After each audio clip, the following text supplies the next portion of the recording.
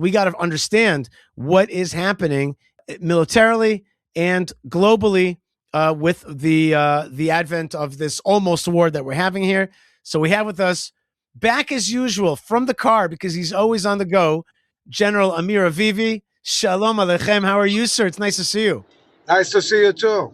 Very defining moments in our history, Well, I can't wait to hear your take on this. I just want to let people know that Brigadier General in the Reserves Amir Avivi is the chairman of the IDSF, which is the Israel Defense and Security Forum, a group of over 35,000 Israeli reserve officers. He's held very senior positions in the IDF, including being deputy commander of the Gaza division, so he knows about that as well, and even commanding the School of Combat Engineering. He is very popular commentator here in Israel. We're very thankful to have you with us right now. As you're on the road, General Avivi, you said that the situation is a very historic moment. Tell me how you see it.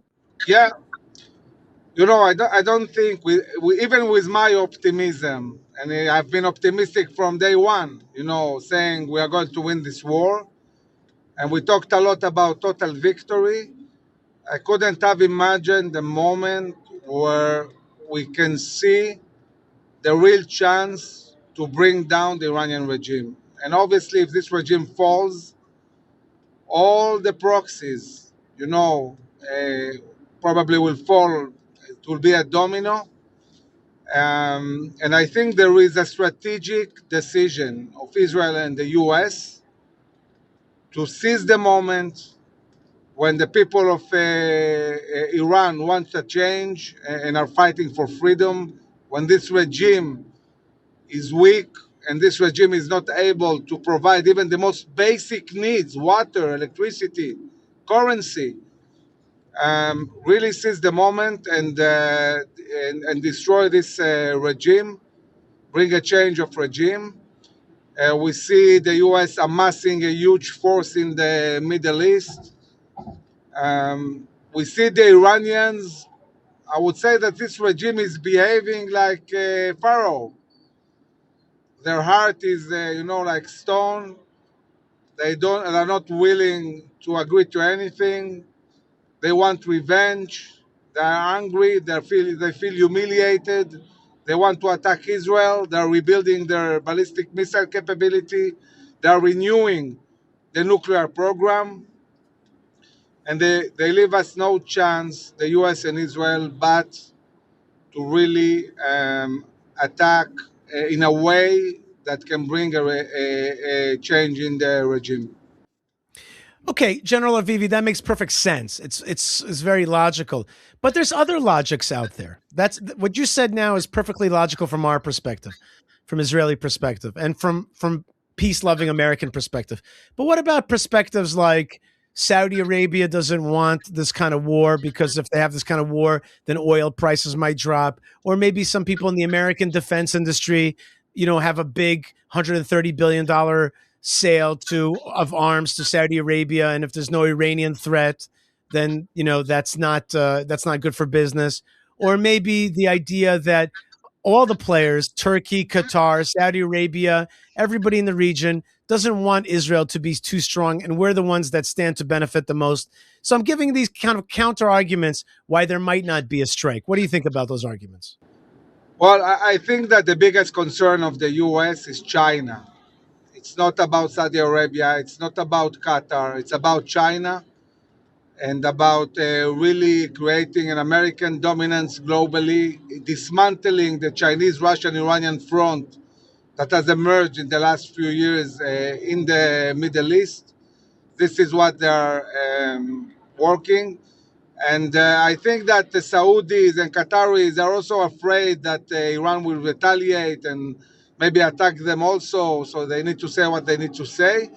And also, I think that one thing that bothers them is seeing a Western power bringing down a regime, because they look at Iran and they say, if the US does it to Iran, who says we're not next?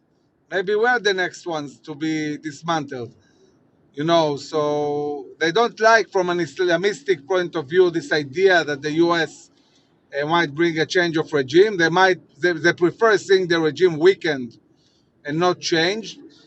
But looking at the interests of the US, I don't see the US backing from this, because if Trump backs from his promise to the Iranian people after calling them to storm the government and 60,000 people were killed, everything he built, all these global deterrents, all the changes he did will fall.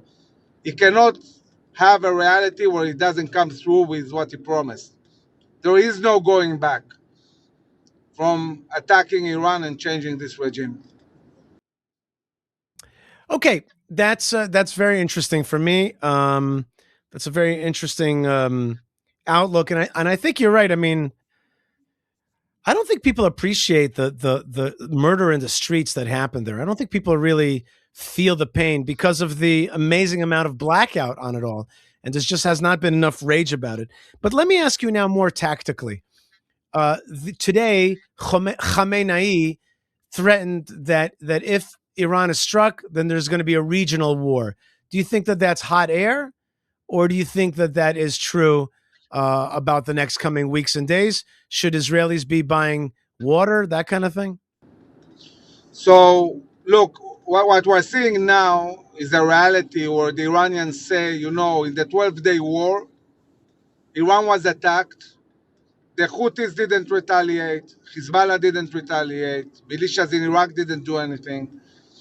And they are saying, and Khamenei said it clearly, if we are attacked, this is going to be a multi-front war. This is not going to be just us. This time, all these proxies are going to participate also.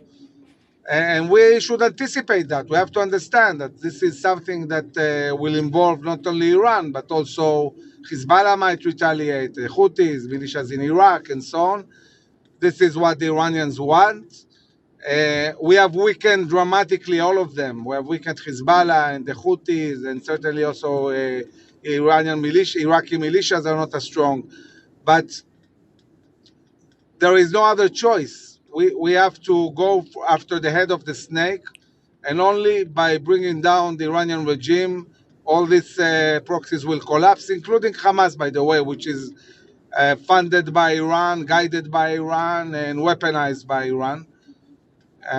So this is the strategy. I think there is a lot of resolution. We saw in the last 2 weeks the head of intelligence, Binder, visiting Washington, the chief of staff visiting Washington. There is a lot of coordination.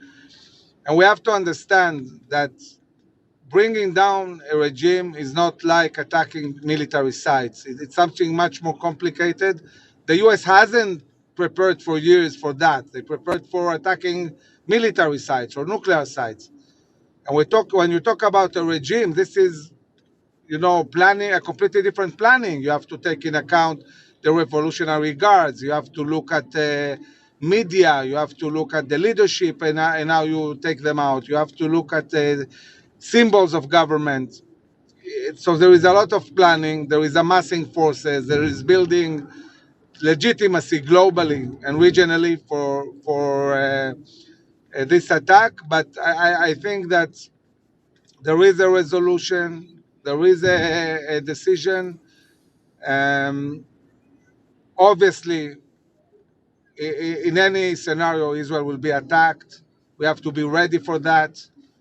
We improved a lot of air defense. And we have to understand that at the end of the day, in this war, we'll have to deal with missiles. And I think that the most important thing is who attacks first. And if one thing we cannot allow is a preemptive Iranian attack, this is not a good option.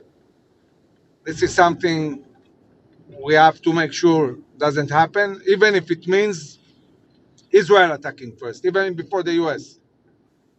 So we are in a very sensitive moment where the way this is going to evolve will define really the outcome, and the outcome can be very good, and it can be less good if we don't do the right things with the US. And what can we do when the US takes a decision? This is not an agile small country like Israel. We can take a decision in the morning and execute in the evening. This is not the US.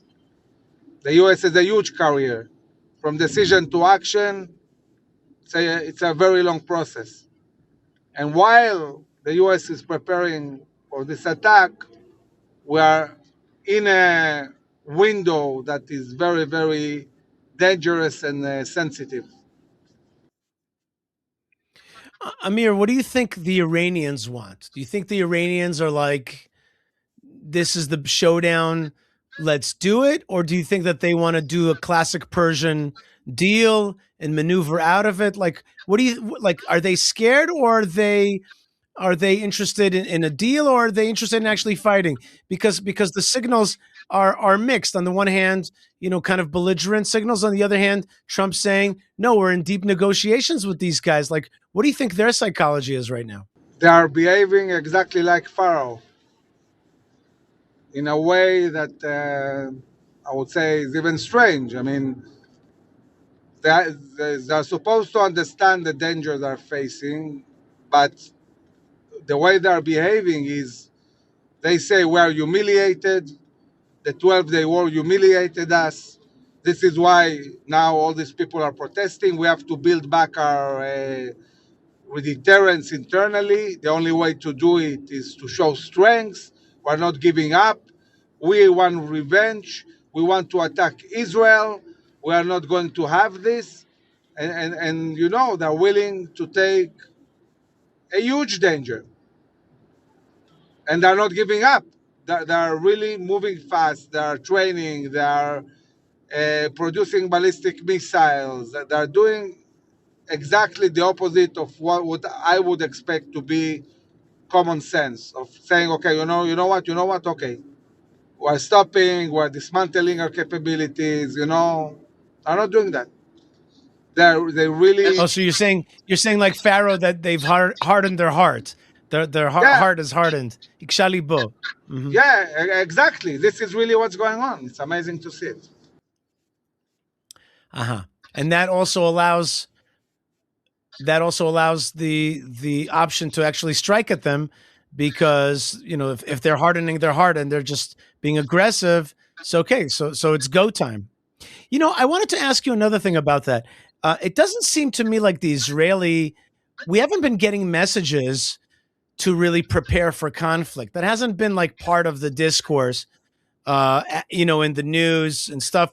There's like there's a tension, but I would call it a pretty, like, it's a higher than normal, but lower than war tension out there. Am I right? Yeah, but what we have seen in the last 2 weeks is again and again the prime minister, the chief of staff, there, the air force commander saying to the Iranians, "Don't dare attacking, because you will pay very, very, harsh consequences.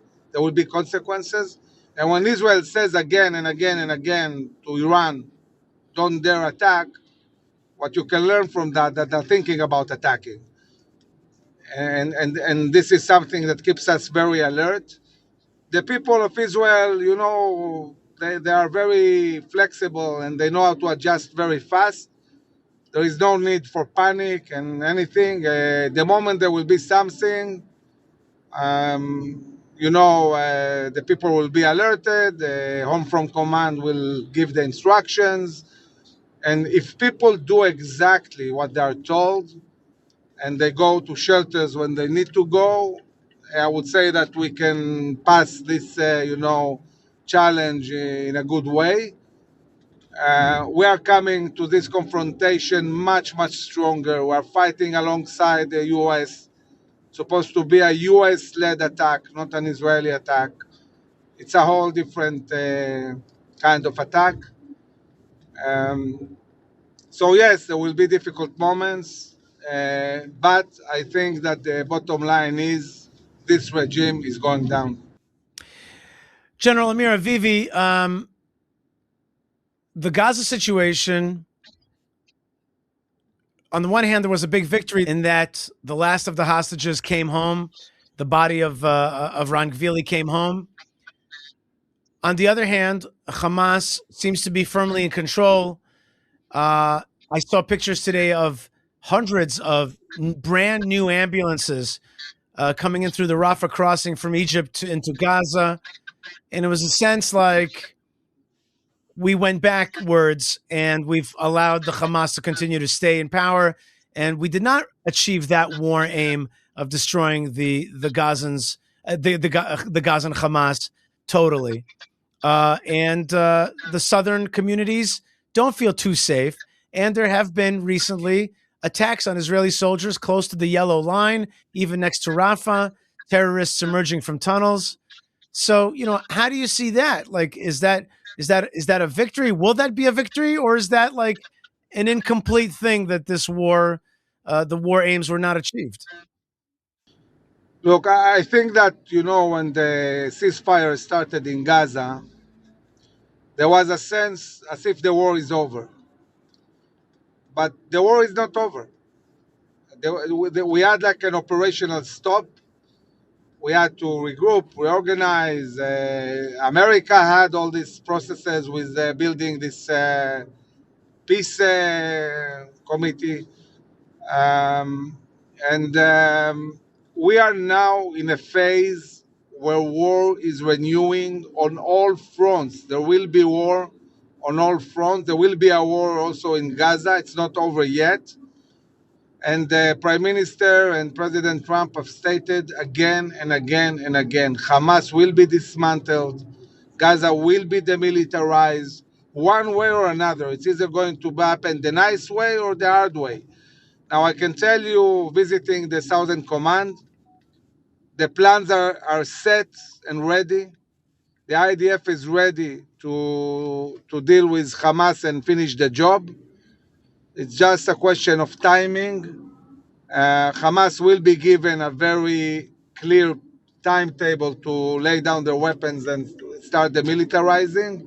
And if they don't adhere to this timetable, I would assume the IDF will renew its maneuver, will go in and will destroy Hamas.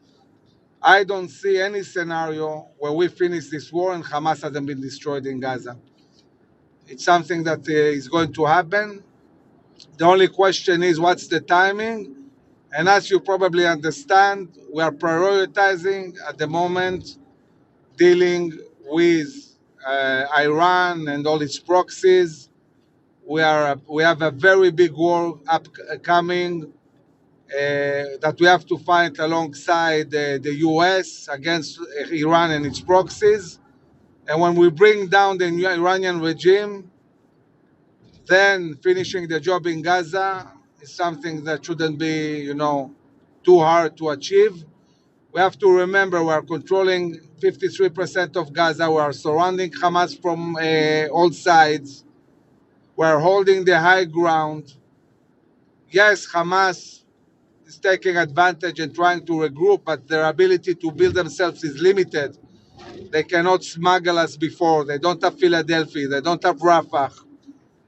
So they are very limited in what they can do. And on the other hand, the IDF is stronger exponentially from what it was on the 7th of October. And the ground forces are ready. The moment the government will give the command, they will go in and finish the job.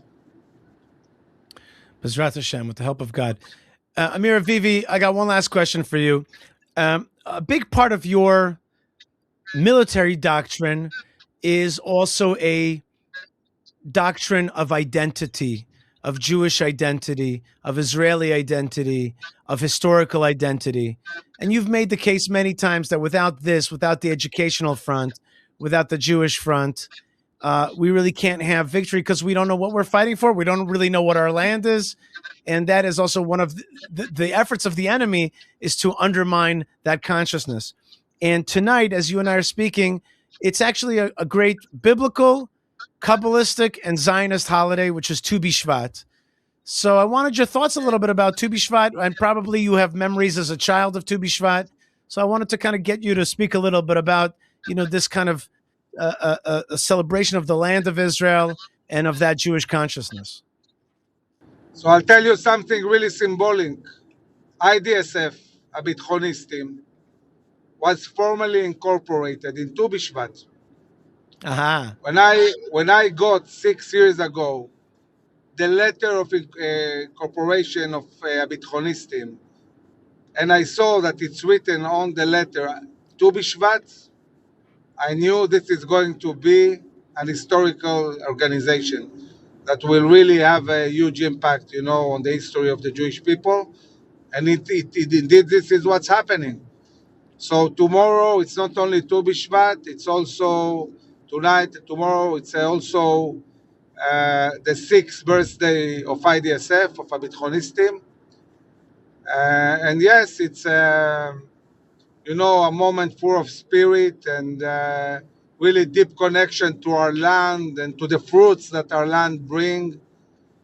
And I've said it again and again. For us, national security is first and foremost about national values.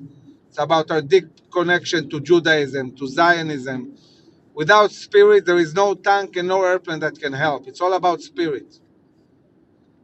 And when we see the revival of the Jewish spirit in Israel, this is what makes us really,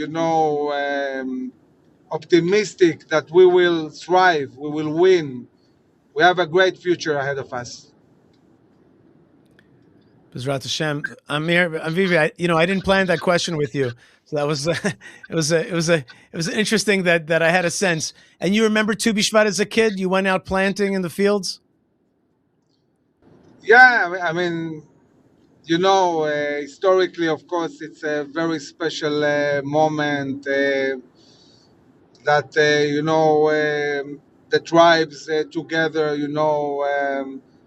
joined, and the marriages, between the different tribes. And I'm looking forward also tomorrow we will go to some of the farms in Judea and Samaria. We'll see the beauty and the nature and connect to the beautiful land of Israel. If you come by Hebron tomorrow, we're also pouring some very special cement on a very special structure. I can't talk about it publicly, but it's going to be very special, and you're definitely invited if you want to pop by the Marat Machpelah. It's going to be awesome. All right? Amazing. Thank you very much, Isha. I appreciate it. Amir Avivi is Brigadier General, and he is the chairman of the IDSF, the Israel Defense and Security Forum, a group of 35,000 reserve officers. They put out a great video podcast every day. Check out their security corner. It's very, very important. Amir, thank you. Keep up the good work. Bezrat Hashem. Thank you for the strength. Thank you very much. Thank you. Chag Sameach. Chag Sameach. Happy Tu B'Shvat. All right. You are listening to the Isha Fleischer Show. I like Amir Avivi. He gives me strength. He gives me like, even for me, he gives me positivity. Not a lot of people do that. Mostly I'm the positive guy in the room giving strength, but he gives me strength. I like that. I like that a lot. All right. And you know what else gives me strength? You give me strength. You give me strength, Baruch Hashem. Because we're alive, because Hashem says, I am alive. Do you know that God says about himself that he is alive? And when he says that he's alive, he means I am life. God is life. Hashem is life. And other things are alive, but they derive their life from his life. He is truly alive. Think about that. God is truly alive, and we are a subset of his alive. But the real thing that he could say in this world is alive is God.